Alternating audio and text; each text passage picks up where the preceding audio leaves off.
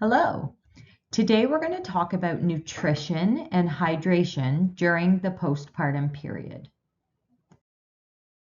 Specifically, we'll talk about why nutrition is important, weight loss after having a baby, what foods are important for us to be consuming, that nutrition is more than just what we eat, but how we eat. We'll talk about hydration and the importance of it, some tips for easy snacking, and finally some additional resources. So why is nutrition so important? Well, what you eat and drink is important for your health and to help you care for your baby. It's no secret that the foods we eat fuel our daily activities. And this is especially important when those daily activities include caring for your little newborn and possibly breastfeeding or pumping. You may feel too tired and overwhelmed to think about eating healthy while taking care of your newborn. Eating healthy will help your body to recover and feel better, and not just recover from the delivery of your child, but also the daily grind of caring for your child, lack of sleep, maybe breastfeeding, the whole gamut of taking care of your baby. You are not eating for two at this point. However, your body needs to restore a lot of important nutrients.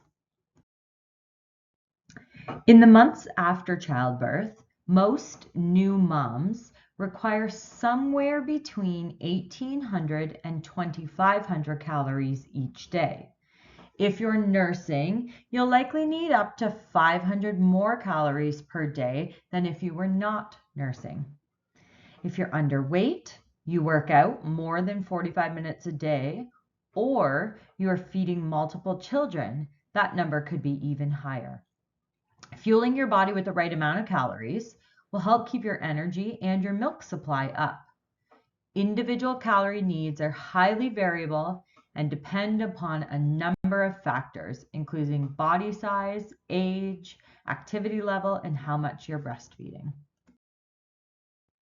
For many moms, the desire to lose baby weight may actually take precedence over nourishing their body with the right foods to support recovery, milk production, rest, and all the other tasks required to get through the day. New moms can lose up to about 4, maybe 4.5 pounds of baby weight each month. The best thing to do is to stick with a healthy, balanced meal plan and start exercising once you've had approval from your doctor. You do not need to make drastic changes to lose weight after your baby is born. You may be tempted to go on a diet to speed up the process, but this isn't always a good idea, especially if breastfeeding. Eating a healthy postpartum diet is the key factor in recovering from pregnancy and childbirth, as well as losing weight if that's your goal.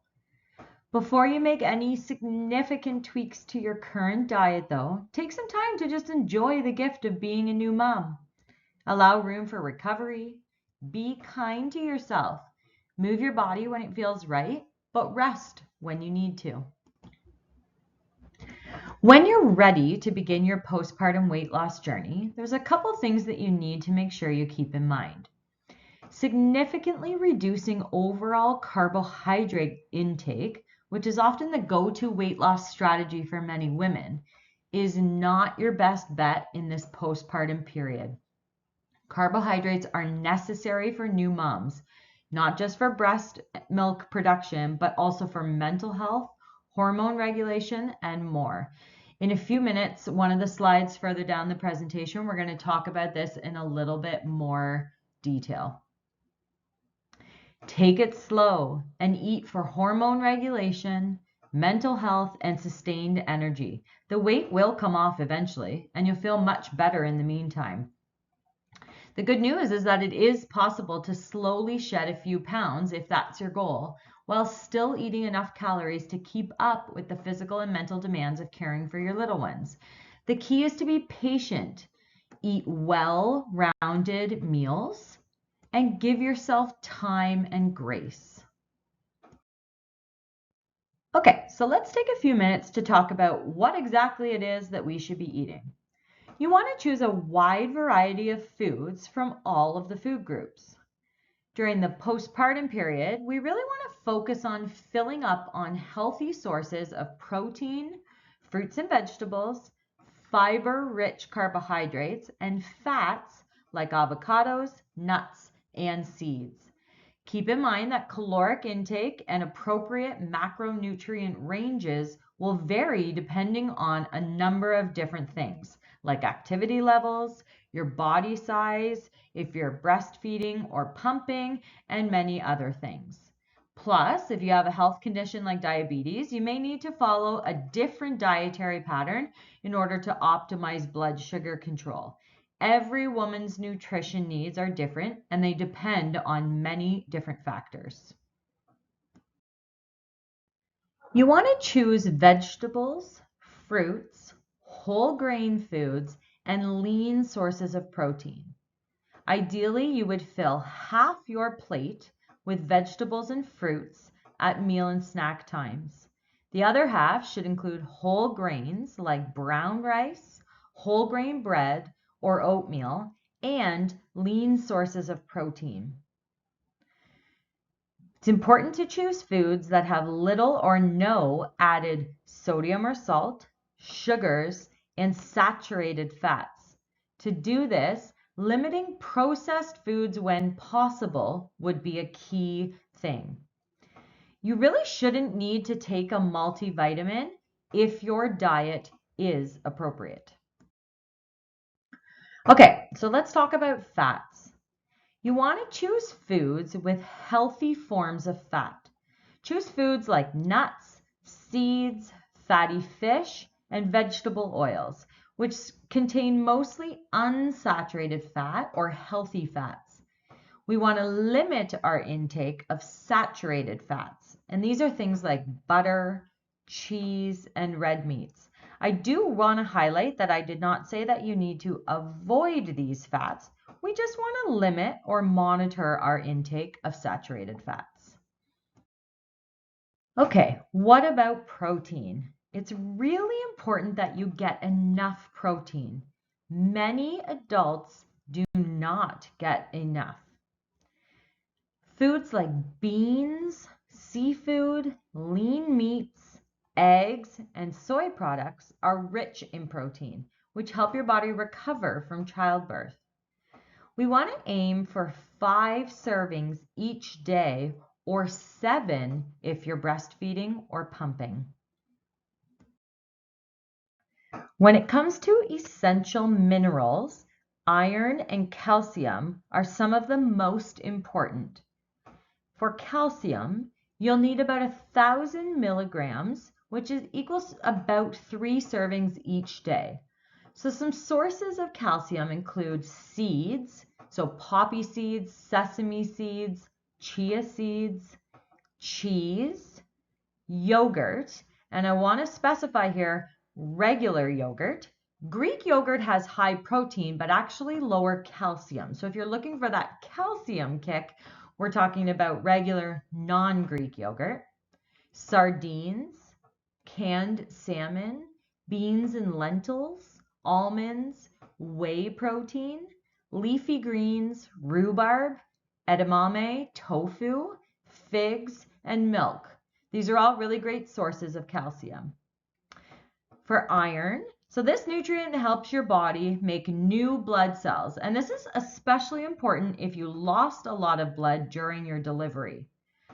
Red meat and poultry are high in iron, so are tofu and beans. Whether you eat meat or eat vegetarian, the daily requirement for lactating women is 9 milligrams. If you had multiples or have a health condition or are vegan or any other sort of specialized diet, you may want to check with your doctor what the appropriate sources and amount of iron and calcium might be. And they may end up ultimately recommending supplements. Okay, carbohydrates. So much out there in the media and in these fad diets about stopping or majorly decreasing carbohydrates because they're thought to be the enemy. Well, carbohydrates are a key macronutrient during the postpartum period. And this is because carbohydrates are needed to increase our serotonin secretion. Serotonin is one of the most critical neurotransmitters in the brain when it comes to maintaining our mental health. You can't eat foods that contain serotonin, but you can eat foods that are high in tryptophan. Tryptophan can then be converted into serotonin, but only if carbohydrates are present to do the work. On the opposite end of the serotonin spectrum are proteins. Proteins actually decrease serotonin secretion. Therefore, it's very much important, very necessary to balance moderate carbohydrate intake with healthy, lean protein consumption. Experts recommend eating a diet that's centered around complex carbohydrates. And these include things like fiber-rich fruits and vegetables, brown and wild rice, whole wheat bread, oatmeal, whole wheat pasta, beans, quinoa, potatoes. If you consistently overconsume carbohydrates, especially simple carbs, so these are things like refined grains and bread, so white breads, sweets, baked goods, you tend to actually crave these foods even more. It's this feedback loop. And what it does is cause you to crave it even more. So the more you eat, the more you want to eat. Okay, what about nutrition, specifically for mothers who are breastfeeding and pumping? We want to consume predominantly whole foods, lots of fruits and vegetables, whole grains, good quality proteins such as eggs, chicken, fish, seafood, nuts and seeds, organic tofu, full fat dairy. Whole sources of carbohydrates like fruits, whole grains, and starchy vegetables. And then we want to pair that carb source with filling protein-rich foods like eggs, chicken, beans, nuts, and seeds. We want to consume healthy fats to help with that feeling of fullness, but we also want to focus on portion sizes that promote health and prevent added weight gain. You want to include healthy protein sources at each meal. Include vegetables in at least 2 meals a day. You should start your day with fiber in conjunction with protein for the perfect combo of energy and sustenance. Plus, fiber can help with any sort of constipation that may be lingering in this postpartum period. We want to eat foods that are rich in nutrients like vitamin C, zinc, and selenium to help keep your immune system strong. What are some of the things that we might want to avoid while breastfeeding? As much as possible, we should avoid alcohol, or at least in large quantities. We want to be mindful of our caffeine intake. So the CDC recommends sticking to about 300 milligrams or less each day. And we want to just be mindful of our fish intake and ensure that it's low in mercury. High mercury fish includes swordfish, shark, king mackerel, tilefish, and tuna can have some mercury, so we want to eat the light kind and really no more than 6 ounces of tuna each week. If you follow a vegetarian diet, it's especially important to choose foods that'll give you the nutrients that you need. For example, you want to choose foods rich in iron, protein, and calcium. So if we talk about iron first, some great sources of non-animal iron include lentils, enriched cereals, leafy green vegetables, peas, dried fruit such as raisins. To help your body absorb the iron, you want to eat iron-rich foods with foods that are high in vitamin C, such as citrus fruits. Okay, protein. Consider plant sources such as soy products and meat substitutes, legumes, lentils, nuts and seeds, and whole grains. Eggs and dairy are other great options for protein.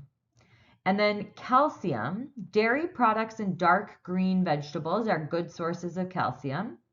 Other options include calcium-enriched and fortified products such as juices, cereals, soy milk, soy yogurt, or tofu.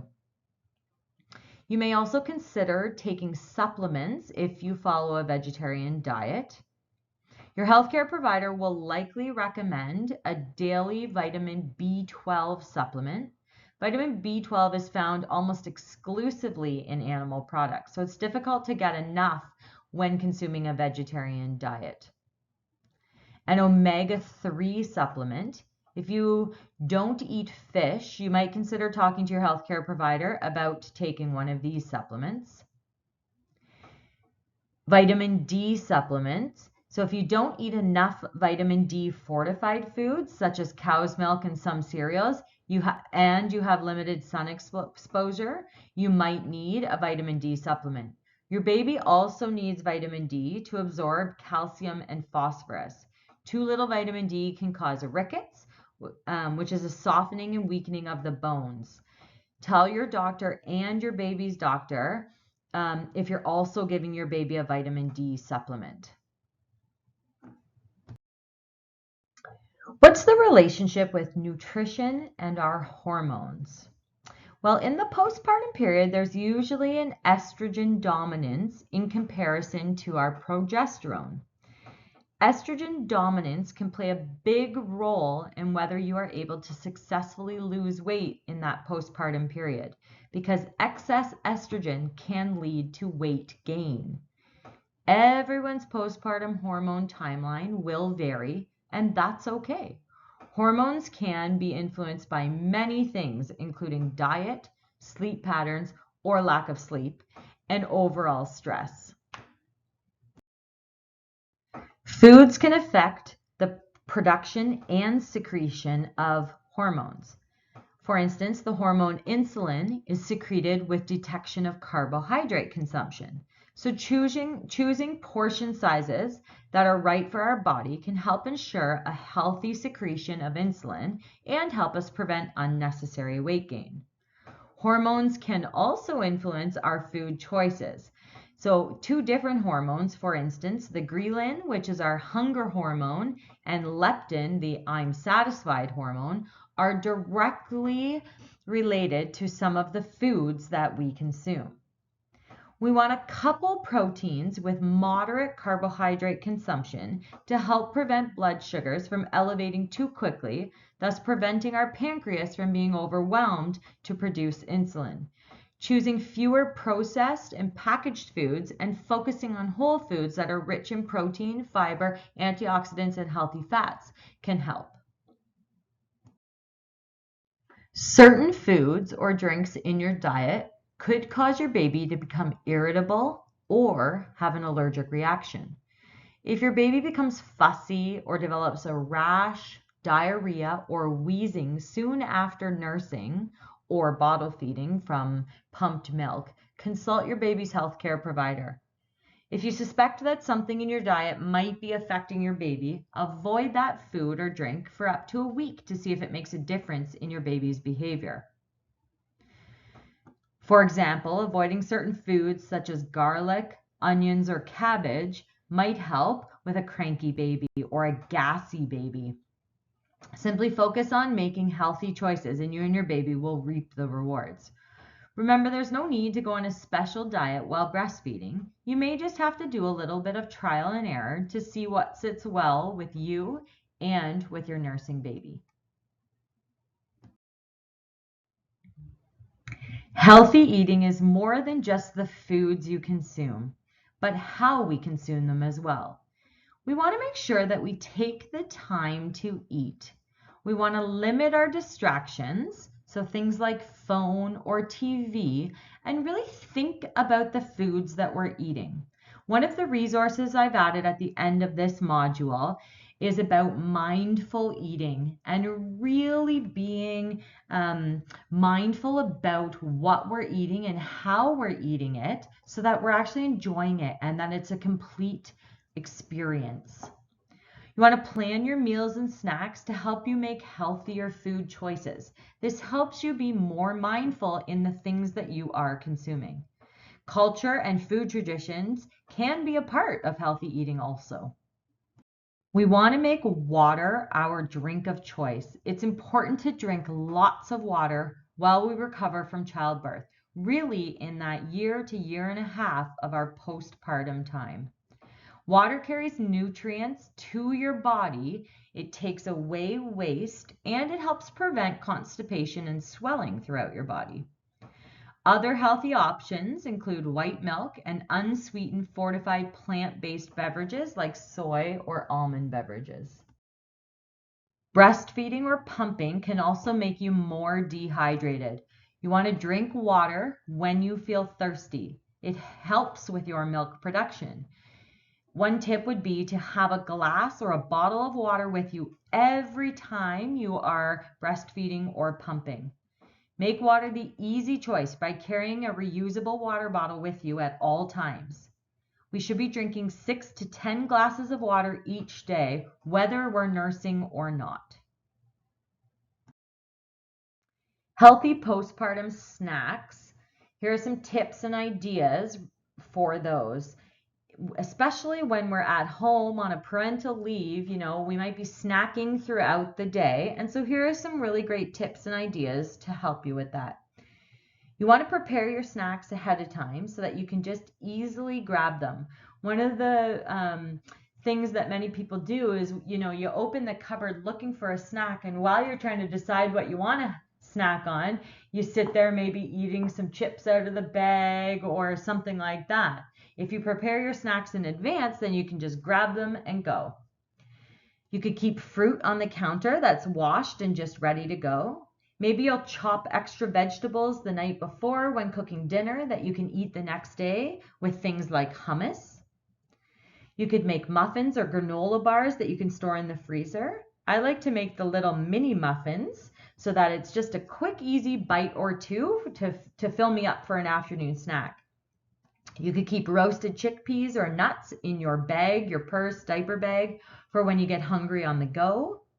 This last bullet point here are just a list of sort of other healthy snack ideas that you could have prepared to eat throughout the day. I'm not going to actually read through all of them, but you could press pause on the recording now and just see this list of other options.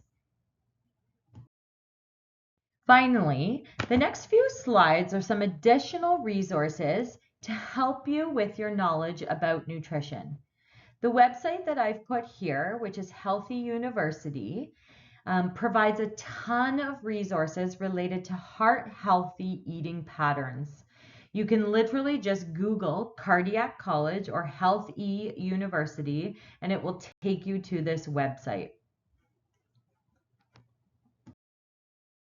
I'm just going to show you some screenshots of a few of the specific tabs on Cardiac College or Healthy University that may be of interest. This one is all about healthy eating, and you can see the whole list of different information sources below the Eat Healthy tab here. The next one is Eating Healthy, specific for women. And you can see on the left-hand side at the very bottom of the list of tabs, the sort of maroon rectangle that says for women. And if you click on that, you'll see about healthy eating for her heart. And that should provide you with a ton of nutrition resources specific to women. The last one related to Healthy University or Cardiac College is the tab on the left-hand side that is specific to recipes, and you'll see a whole list of heart-healthy recipes under this tab to give you some ideas of things that you might consume. And finally, I've added a whole number of resources to the health library of your acceleration app, the NextJ app. So if you go into your account and you click on the health library and kind of scroll through, these are just a few of the ones that have been added.